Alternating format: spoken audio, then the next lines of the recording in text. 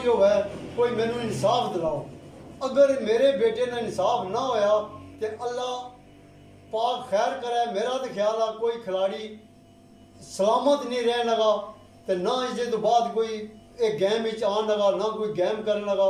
मैं अज रात को सुनिया कि तैयब नाम का एक वालीबाल का प्लेयर है जो कि कल उसनों भी कत्ल कर दिता गया।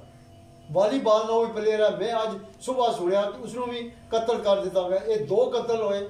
तो बराए मेहरबानी इमरान साहब तुसा अगर मैं रिक्वेस्ट कर रहा हाँ कि तुसा कोई इस तरह हल करो। मैं इकरार उल हसन साहब नाल रबता किया। इकरार उल हसन साहब के जी 2 दिन मेरे टाइम दो, मैं आवागा।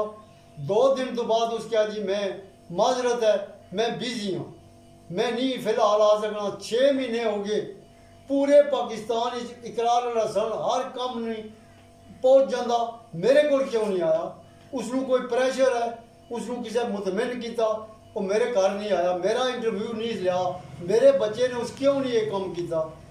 इस तरह मतलब यह कि तुसी सब मिली भगत है, सब बंदियां की सियासत थी। क्यों बैरिया टाउन ही केस होया, सब लोग बैरिया टाउन को टरकने, उसने को डरने, तो एक केस उत्थे होर भी बेशुमार केस होए जिसने के FIR तक नहीं कटी गई। शमी उल हक साहब है, मौलवी जमायत इस्लामी ने सरबराह, वो भी उत्थे ही कत्ल होए। उन्होंने FIR कोई नहीं कट्टन हुई। क्यों बैरिया टाउन ही होया। मेरे बच्चे ने भी रवात दस के बैरिया टाउन 5 बंदे लैके किस तरीके नाल लै गए बैरिया टाउन। और ये जेडे बने बनाने मेरे बच्चे ने